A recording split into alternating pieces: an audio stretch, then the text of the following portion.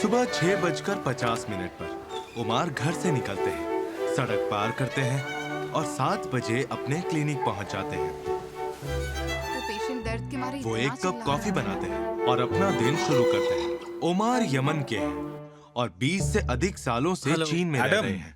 Adam ना, जी कैसे हो? बिल्कुल ठीक। दिखाओ मुझे ये लीजिए। नंबर तो मिल गया था ना? हाँ, लेकिन ये इनके लिए। ओ, उनके बैठो। लिए।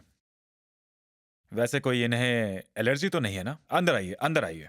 कैसे हैं आप मिस्टर फुआद? अपनी टांग उठाइए। आपको इस तरह से बेहतर महसूस होगा। बीच में एक तकिया रखेंगे ना, तो आपकी रीढ़ की हड्डी को आराम मिलेगा। आराम से, आराम से, आराम से। बढ़िया। मुझे यहाँ पर जरा चलकर दिखाइए। हर दिन सुबह 10 बजे उमार के क्लिनिक पर बहुत भीड़ जमा हो जाती है। डॉक्टर उमार से मिलने आने वाले मरीज डॉक्टर साहब, ज्यादातर विदेशी मुझे होते बहुत हैं। दर्द हो रहा है, जल्दी बुलाइए। चिंता मत कीजिए, डॉक्टर अंदर ही है। मेरा नाक एकदम बंद हो जाता है। तो हम एक दिन में 2 बार पेन किलर्स नहीं दे सकते। क्या करूं डॉक्टर? आपकी ब्लड रिपोर्ट सारी नॉर्मल है। तो फिर ऐसा क्यों? देखिए, चिंता मत कीजिए। जी मैं उसको फॉलो करूंगा। यीवू में 100 से ज्यादा देशों और क्षेत्रों के विदेशी लोग रहते हैं। उमार यीवू के इकलौते नहीं, विदेशी बिल्कुल, डॉक्टर चक्कर आते हैं। यहाँ के लगभग सभी विदेशी लोग इलाज के लिए उन्हीं के पास आते हैं, क्योंकि भाषा की कोई समस्या नहीं होती, जिससे विदेशी मरीजों के लिए इलाज करवाना आसान हो जाता है। मैंने आपका इंश्योरेंस का फॉर्म भर दिया है। Very good. चलो, अरे ये तो मेरा फर्ज था। अपना ख्याल रखना। हम इस वक्त यीवू में हैं, जो कि एक अंतर्राष्ट्रीय शहर है, और यहाँ जो विदेशी लोग हैं, वो चाहे इस शहर में रहते हो या व्यापार के लिए यहाँ पर आए हों, इनमें से काफी सारे लोगों को चिकित्सा की जरूरत पड़ती ही रहती है और हॉस्पिटल आना जाना लगा ही रहता है। और निश्चित रूप से ही चाइनीज हॉस्पिटल्स में कई एक्सपर्ट डॉक्टर्स हैं, लेकिन कभी कभी इन्हें मुश्किलें आती हैं, जैसे कि कल्चरल और भाषा की वजह से उन्हें बहुत दिक्कत आती है, और वहाँ लोगों को मेरी मदद की जरूरत होती है।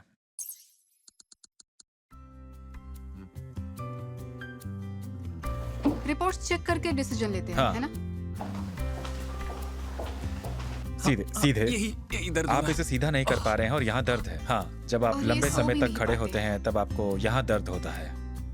डॉक्टर आखिर उमार ऐसा हो क्यों रहा है? मूल रूप से मध्यपुर के यमन से आए थे और 1997 में पढ़ाई पूरी करने चीन आए थे। उन्होंने तियानजिन मेडिकल यूनिवर्सिटी से 5 साल तक क्लिनिकल मेडिसिन की पढ़ाई की। उत्कृष्ट मास्टर छात्रों के लिए छात्रवृत्ति मिलने के बाद उन्हें जेजियांग यूनिवर्सिटी में डॉक्टरेट के लिए प्रवेश मिला। स्नातक होने के बाद उन्होंने जेजियांग यूनिवर्सिटी के चौथे संबंध अस्पताल में एक जनरल प्रैक्टिशनर के रूप में काम करना शुरू किया। मेरे परिवार ने मुझे बचपन से ही बहुत बहुत प्रोत्साहित किया कि मैं बड़े होकर डॉक्टर बनूं, क्योंकि हमारे शहर में चाइनीज डॉक्टर्स और चिकित्सा सहायता दल का एक समूह था। वो स्थानीय निवासियों का इलाज करते थे। मेरा परिवार इन्हीं डॉक्टर्स के पास जाता था, और तब से चिकित्सा की पढ़ाई करना और चाइना आने का मेरा सपना एक हो गया, और फिर ये एक लक्ष्य बन गया। इसलिए मैंने चिकित्सा की पढ़ाई की और यहाँ चाइना आने का फैसला मैंने अपनी पूरी निष्ठा से ले लिया, और अब मुझे आप चाइना का डॉक्टर बुला सकते हैं। यीवू एक छोटे से कस्बे से विकसित होकर वैश्विक छोटे उत्पादों की राजधानी और बेल्ट एंड रॉड इनिशिएटिव के एक महत्वपूर्ण केंद्र के रूप में उभारा है, जो लाखों विद्यार्थियों को लंबे समय तक यहाँ रहने और काम करने के लिए आकर्षित करता है। यहाँ पर हर कोई जानता है कि बीमार होने के बाद किसके पास जाना है। मुझे बताइए कि क्या आप फिलिस्तीन के मरीज के बारे में बात कर रहे हैं? ठीक है, ठीक है, तो फिर मैं अभी वहां आता हूँ। हाँ हाँ, मैं अभी आ रहा हूँ।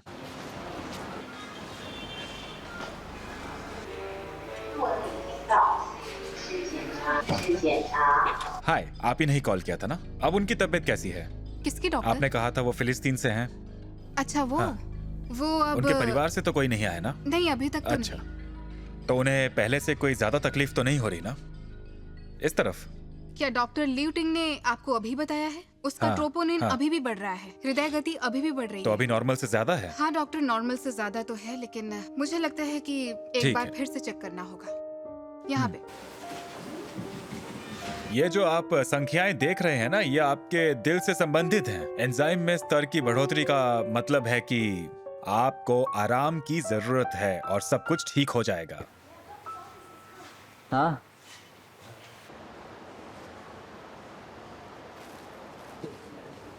उमार ने इस तरह की कई आपात स्थितियों का सामना किया है, एक डॉक्टर के रूप में सहकर्मियों और मरीजों का विश्वास उन्हें गहरी जिम्मेदारी का एहसास कराता है और साथ ही उन्हें असीम संतुष्टि भी देता है।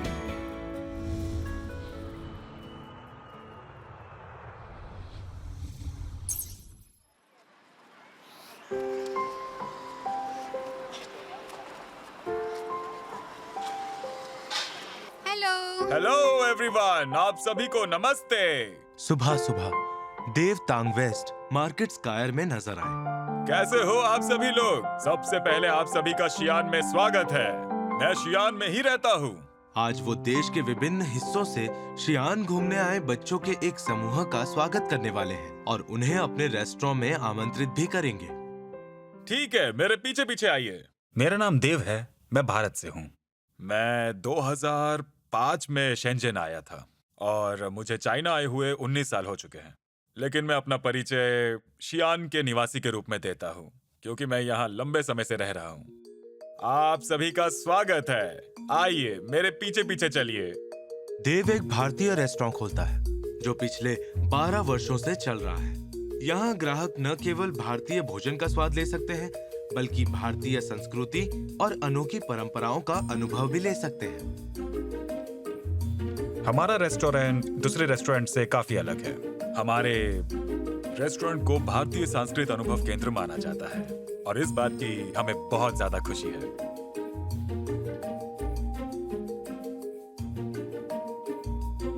देव एक भारतीय रेस्टोरेंट खोलता है जहां अब हर महीने भारतीय योग, गीत, संगीत और नृत्य प्रस्तुतियां तथा अन्य सांस्कृतिक अनुभव गतिविधियां आयोजित की जाती है। देव चाहते हैं कि लोग भोजन का आनंद लेते हुए भारतीय संस्कृति का और भी प्रत्यक्ष अनुभव कर सके।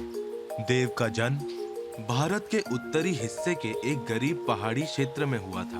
उन्होंने 13 साल की उम्र में ही काम करना शुरू कर दिया था।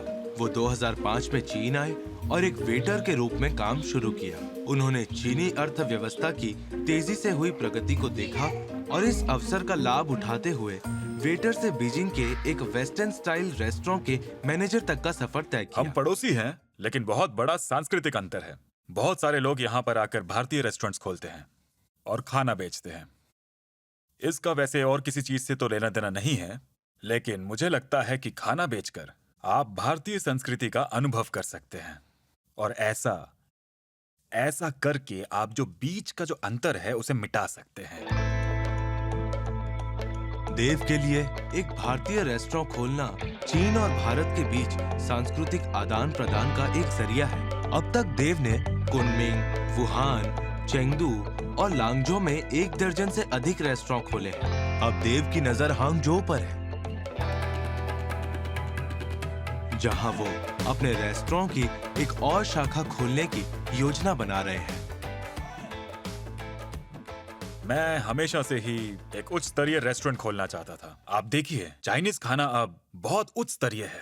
ये फ्रेंच रेस्टोरेंट की तरह है। तो मैं इसलिए एक चाइनीज रेस्टोरेंट भी खोलना चाहता हूँ और चाइनीज खाना बेचना चाहता हूँ। हम इस वक्त हांगझो में एक रेस्टोरेंट खोल रहे हैं। ये एक मिशेलिन गाइड रेस्टोरेंट की तरह है, जो कि एक ब्लैक पर्ल रेस्टोरेंट है।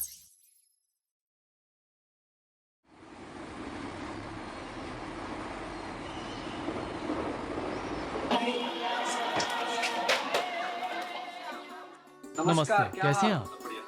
दोपहर के 2 बजे देव ने मैनेजर और मुख्य शेफ को इकट्ठा किया ताकि दिन के पहले विश्व रेस्टोरेंट के नवीनीकरण पर चर्चा की जा सके। अभी ले लिया ये है ना, ये मैंने भेजा भी था। किसी भी रेस्टोरेंट के लिए अच्छी तरह से डिजाइन की गई सजावट अक्सर एक अनोखा और आरामदायक भोजन वातावरण बनाती है जो ग्राहकों पर सकारात्मक प्रभाव छोड़ती है। इसलिए भोजन के माहौल को बेहतर बनाना ब्रांड उन्नयन में एक महत्वपूर्ण भूमिका निभाता है। नए रेस्टोरेंट को अधिक भारतीय रूप देने के लिए देव ने लगभग 6 महीने तक व्यक्तिगत रूप से डिजाइन प्रक्रिया की देखरेख की और भारत से ही सजावट के हिस्से व आभूषण मंगवाए। उनका उद्देश्य असली सामग्री का उपयोग करके एक प्रामाणिक भारतीय रेस्टोरेंट बनाना था।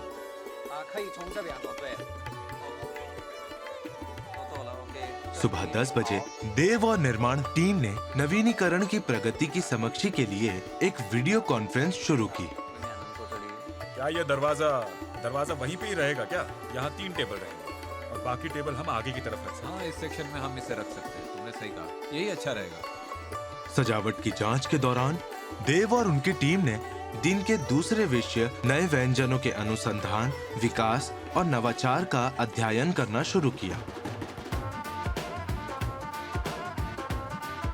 भारतीय व्यंजन अपने समृद्ध स्वाद और विविधता विशेष रूप से विभिन्न प्रकार की करी के लिए प्रसिद्ध है। भारतीय खान पान में तरह तरह के मसालों का इस्तेमाल होता है जो इसे एक अनोखा स्वाद प्रदान करती है। हालांकि केवल रूप रंग के आधार पर देखें तो भारतीय व्यंजन अक्सर मुलायम और आकार देने में कठिन लगते हैं। देव चाहते हैं कि व्यंजनों की प्रस्तुति को कलात्मक तत्वों को शामिल करके बेहतर बनाया जाए, जबकि भारतीय भोजन के असली स्वाद को बरकरार रखा जाए। आज वो और उनकी टीम एक प्रयोग करने वाले हैं। न्यू डिश ठीक है, विद न्यू प्रेजेंटेशन। तो कैसे होगा? ओके हाँ, ठीक है, थैंक यू। ओके। मंजू, इसके अलावा एक तो ये हो गया ये पालक। और ये एक पालक। आलू भारतीय व्यंजनों में इस्तेमाल होने वाली सबसे आम सामग्रियों में से एक है, तो आलू के साथ शेफ कौन-कौन से नए तरीके अपना सकते हैं? देव ने शेफ को यही चुनौती दी है। इससे टेस्ट तो आएगा ना? तुम टेंशन मत लो, बहुत बढ़िया टेस्ट आएगा।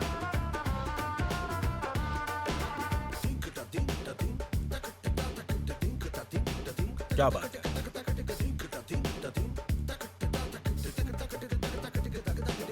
और ये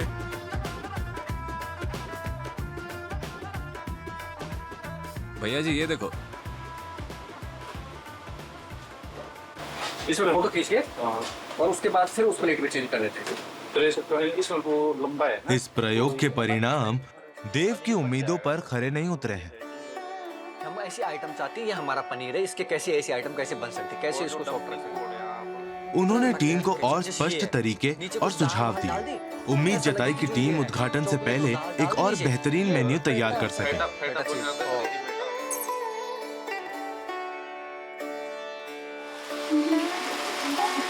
मैं कुछ लिखता हूँ। दोपहर 3 बजे देव नए स्टॉल के लिए कर्मचारियों की नियुक्ति और भर्ती संबंधी मामले को तय करने के लिए दातांग वेस्ट मार्केट स्थित रेस्टोरेंट मुख्यालय लौटे। अखिलेश तो अभी नहीं आया है, तो रामपाल को बुला लेते हैं। हाँ, तो वो आ गया है। ठीक है, हम चाइना में एक मैनेजर को नियुक्त कर सकते हैं जो सुपरवाइजर स्तर पे काम करे। हाँ, हमारे लिए बहुत जरूरी ठीक है। है। वेटर नहीं चाहिए, हाँ, हाँ, बस असिस्टेंट मैनेजर या सुपरवाइजर स्तर की ओके। तलाश करें। वहाँ वेटर्स की तनख्वाह में बाकी लोग काम कर सकते हैं। इससे हमारी काफी बचत होगी। फिर से एक बार जाकर देखना, क्या हमारे 5,000 से देव के 7,000 लिए युआन बच सकते हैं। एक उत्कृष्ट टीम कैसे बनाई जाए, यही व्यापार प्रबंध की प्राथमिकता रही है। ये टीम पर निर्भर करता है। आप कितने भी प्रतिभाशाली या बुद्धिमान क्यों ना हो, टीम में काम नहीं करोगे तो फिर आपको सफलता कभी भी हाथ नहीं लगेगी। आप आजमा के देख लीजिए, इतिहास गवाह है। आप एक रेस्टोरेंट तो खोल सकते हैं, लेकिन चेन रेस्टोरेंट्स खोलने के समय पे क्या होगा? वहां पर आपको यही तरकीब काम में लानी होगी, और जहां मेरी उपस्थिति रहेगी वहां ऐसा ही होगा।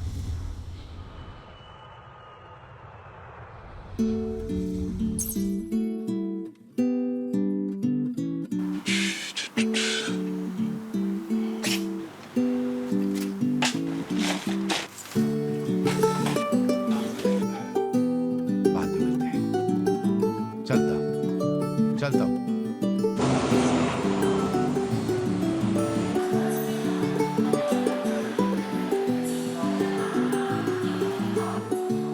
सुबह 10:30 बजे जैकब बीजिंग से यांताई की यात्रा पर निकलने वाले थे, जहां उन्हें एक समकालीन कला प्रदर्शनी आयोजित करने के लिए आमंत्रित किया गया था।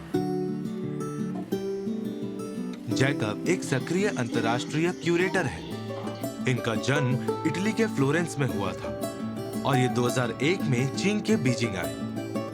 वो अक्सर कहते हैं कि इटली उनका जन्म स्थान है और चीन उनका वर्तमान घर।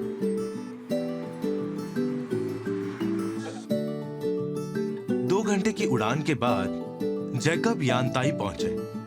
अगले कुछ दिनों में उनके सामने व्यस्त कार्यक्रम हुआ। वो कला प्रदर्शनी के हर विवरण पर चर्चा करने वाले हैं। हम क्या कर रहे हैं? ये एक सांस्कृतिक इतिहास है जिसका बहुत संबंध इतिहास और संस्कृति से है, दूसरों को बताएं। हम चाहते हैं कि वो समझें कि ये उनका अपना हिस्सा है। इतिहास के अलावा ये सांस्कृतिक इतिहास और भूगोल से संबंधित है। तो आप इन सभी चीजों के बारे में बात कर सकते हैं। उन्हें इतिहास के बारे में, भूगोल के बारे में आप बता सकते हैं। अगर ऐसा है तो क्या आप कुछ किताबें उन्हें सुझा सकते हैं ताकि उन्हें अपनी विरासत का ज्ञान हो और वो दूसरों को भी इस बारे में समझा सके। उन्होंने यांताई की स्थानीय माजू संस्कृति पर एक समकालीन कला प्रदर्शनी आयोजित करने की योजना बनाई। जैकब के लिए ये कल्पना करना काफी कठिन था। ये पारंपरिक चीनी संस्कृति और पश्चिमी समकालीन कला के टकराव से किस तरह की नई चिंगारियां पैदा हो सकती हैं। कला और इंसान ये दोनों एक साथ विकसित हुए। तो चाहे मैं चित्र बनाऊं या प्रदर्शनी डिजाइन करूं या इन परियोजनाओं को डिजाइन करूं, तो मेरा लक्ष्य हमेशा सभी को कला दिखाना रहा है। तो एक माजू एक विषय है, एक संस्कृति है, एक इतिहास है। मैं चाहता हूं ये विषय सब लोग जाने, सभी के सामने आए, लोग समझें, लोगों को लगे कि वो भी इनसे जुड़े हुए हैं। तो मैंने सोचा कि ये कला के माध्यम से वो सब कैसे जुड़े, तो फिर मैंने ये किया।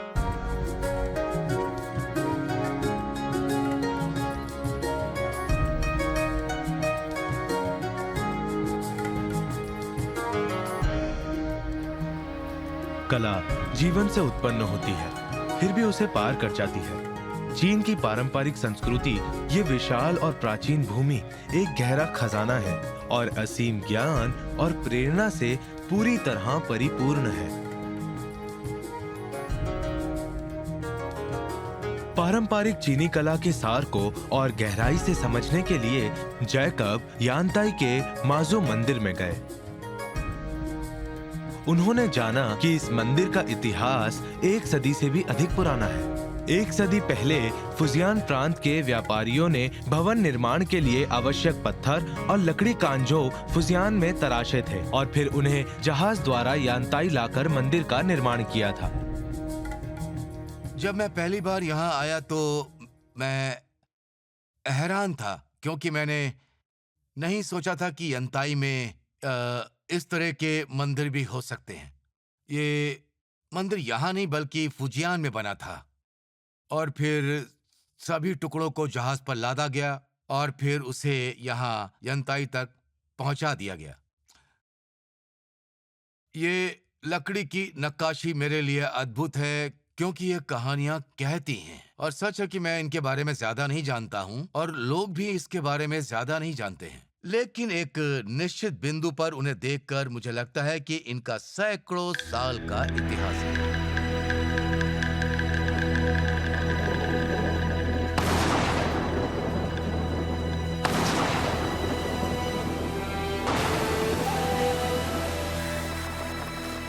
माजू एक पौराणिक देवी है जो समुद्री मार्गदर्शन की संरक्षिका मानी जाती है। उनका उद्गम 1000 साल से भी पहले चीन के दक्षिणी फौजियान में सोंग वंश के दौरान किया गया था।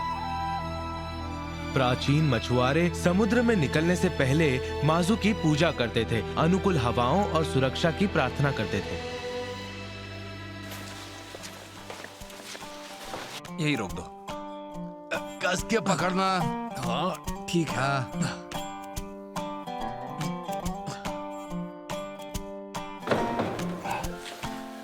ये लो।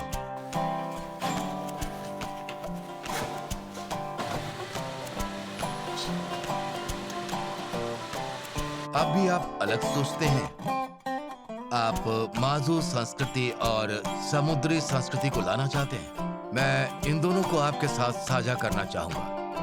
अभी भी एक कदम बाकी है ना। मैं अकेले चीजें देखने जाता हूँ। मैंने कुछ दिलचस्प देखा। जरूरी नहीं कि मैं इसे आपके साथ साझा करने के बारे में सोचूंगा, चाहे ये माजू संस्कृति हो या समुद्री संस्कृति। शायद मैं बहुत खुश हूँ क्योंकि मैंने सुंदर जगह देखी हैं। आपके पास नाव है, आप खुद आइए और खुद देखिए कि कैसा है। वो नजारा आपको सामने से दिखेगा। मेरे कहने पर मत आइए और खुद देखिए कि वो नजारा कैसा है।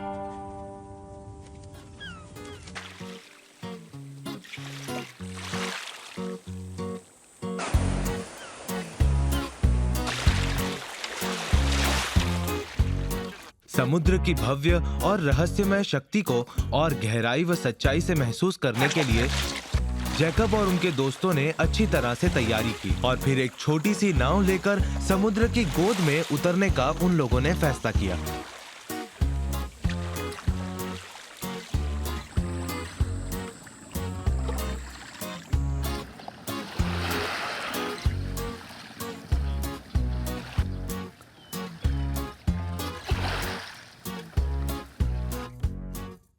यहाँ आइए और एक कला क्यूरेटोरियल प्रोजेक्ट कीजिए हमारे छोटे से गांव में। माजू कला प्रदर्शनी बनाइए। ये ज्यादा दिलचस्प है। हर कोई इसे स्वीकार कर सकता है और हर कोई दिलचस्पी भी लेता है। नजरिए की बात है। माजू संस्कृति बहुत लंबे समय से चली आ रही है। ये इतनी पुरानी क्यों है? क्योंकि ये पुराने समय के लोगों से जुड़ी है। वो इसलिए कि मेरी पत्नी, मेरा बेटा, मेरे रिश्तेदार सब के सब समुद्र में गए। मैं चाहता था कि वो सब सुरक्षित वापस आए, और अब ऐसा नहीं। लेकिन हम एक नया तरीका भी खोज सकते हैं। कला के साथ ये काम करना बहुत ही अच्छा होता है और सुरक्षित भी।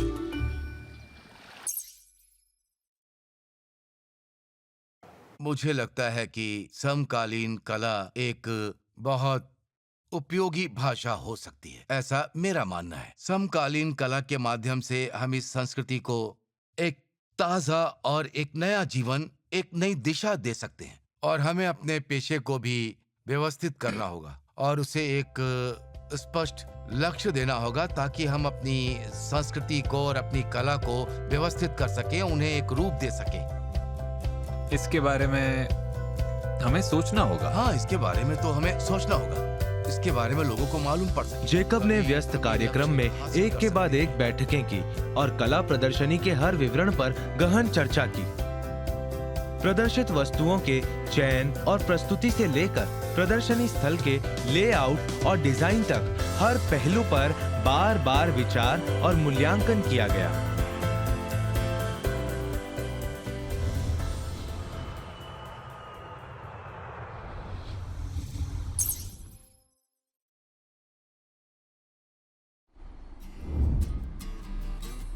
आप देख सकते हैं कि यहाँ हम सामग्री की मजबूती भी पाते हैं और हम सामग्री का फ्रैक्चर भी पाते हैं। तो ये सब प्रयोगात्मक विश्लेषण और सामग्री डेटा विश्लेषण के बारे में है, बस और कुछ नहीं।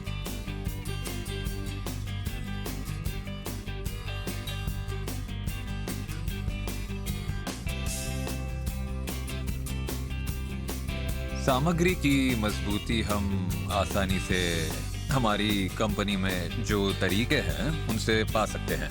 हमारे पास तरीके भी हैं कठोरता के लिए। हमारे पास एक मशीन भी है, बिल्कुल ब्रेनर कठोरता परीक्षण की तरह। या कभी कभी हम माइक्रो कठोरता मशीनों का इस्तेमाल भी कर सकते हैं। आज अनुसंधान टीम के यूफेई के लिए साझा करने का दिन है। ये 2017 में पढ़ाई के लिए चीन के शियान आए थे। डॉक्टर की डिग्री पाने के बाद उन्होंने शैंगडोंग लेपैड स्प्रिंग कंपनी लिमिटेड में नई स्प्रिंग सामग्री पर शोध करने के लिए ज्वाइन किया।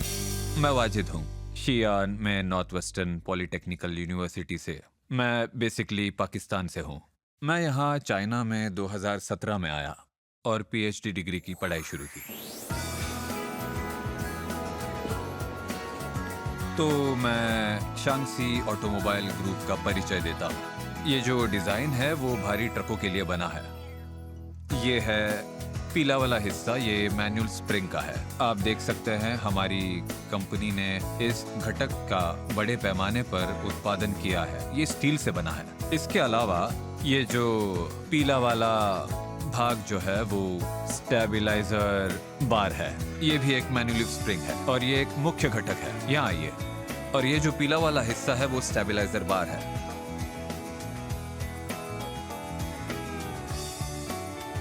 ये देखने में कठोर धातु के पुर्जे हमारी दैनिक जिंदगी और आवाजाही से गहराई से जुड़े हुए हैं। सड़क पर चलने वाली हर कार स्प्रिंग पर निर्भर करती है। यूनफेई के लीफ स्प्रिंग जो आमतौर पर वैन और ट्रकों में पाए जाते हैं, कई पतली स्प्रिंग पत्तियों से बनी होती है। कॉइल स्प्रिंग की तुलना में इनकी संरचना सरल होती है। ये कम महंगे होते हैं और इन्हें वाहन के निचले हिस्से में कॉम्पैक्ट तरीके से लगाया जा सकता है।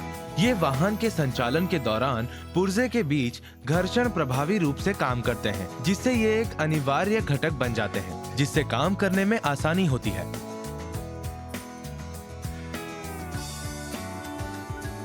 यूनफेई का मुख्य शोध क्षेत्र एक नया कंपोजिट लीफ स्प्रिंग है, जिसे हल्का, शोर रहित और ज्यादा सुरक्षित बनाने के लिए डिजाइन किया गया है। शोध डेटा के आधार पर यूनफेई ने नए स्प्रिंग के नमूने तैयार किए। बार बार परीक्षण करने के बाद नतीजे उम्मीदों से कम निकले, जिससे वो इस समस्या पर विचार करने लगे। मैं अपनी टीम का नेतृत्व करने के बारे में भी सोचता हूँ और मैं कुछ नया करना चाहता हूँ। और मैं जिस अनुसंधान में मैं काम कर रहा हूँ, मुझे अपना काम पसंद है जो मैं कर रहा हूँ।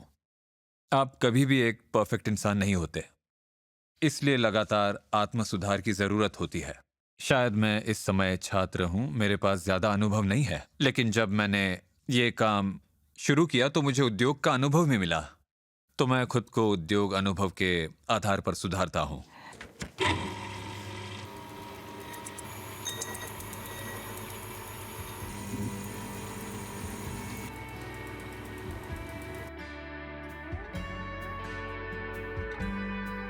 हाँ, क्योंकि ये इस तरह आ रहा है।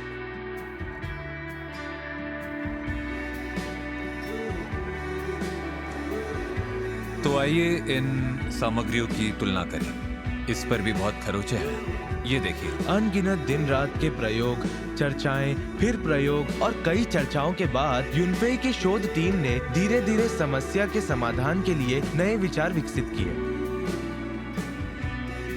यहाँ एक समान सोच रखने वाले युवाओं का समूह है, जो वैज्ञानिक अनुसंधान की परेशानियों और कठिनाइयों को मिलकर झेलते हैं और चुनौतियों से डरते नहीं हैं, चीजों को अपनाकर साथ आगे बढ़ते हैं। इसलिए मैं चीन में रहना पसंद करता हूँ, क्योंकि मैं अपनी रोजगार क्षमता बढ़ाना चाहता हूँ। इसलिए मैं चाहता हूँ कि दूसरी संस्कृतियों में रहने की क्षमता बढ़ती है।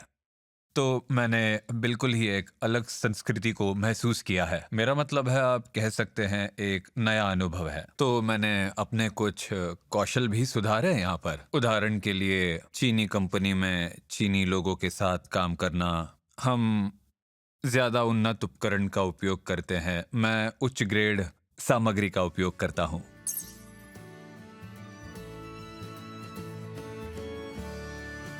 शाम 5 बजे व्यस्त दिन के बाद देव को आखिरकार अपनी पत्नी और बच्चों के साथ समय बिताने का मौका मिलता है।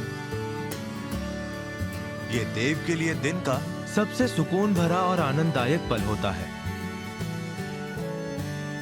देव को चीन में रहते हुए 19 साल हो चुके हैं और वो अक्सर खुद को शियान का निवासी कहते हैं। उनके लिए ये जगह उनका दूसरा घर बन चुकी है। जेकब का मानना है कि आने वाले दिनों में ये कला प्रदर्शनी सफलतापूर्वक आयोजित होगी, जिससे हर आने वाला पारंपरिक चीनी संस्कृति और समकालीन कला के प्रबल टकराव से जन्मी खूबसूरत चिंगारियों को देख सकेगा और उसका आनंद उठा पाएगा। शाम 7 बजे काम खत्म होने के बाद ओमर ने जिम में पसीना बहाकर अपना तनाव दूर किया। शाम 8 बजे यूनफेई और उनके सहकर्मियों ने ज़िबो बारबेक्यू की आतिशबाजी का आनंद लिया और अपने जीवन पर चर्चा की। ये सब यहाँ चीन में रहते हैं और अपने जीवन में संघर्ष करते हैं।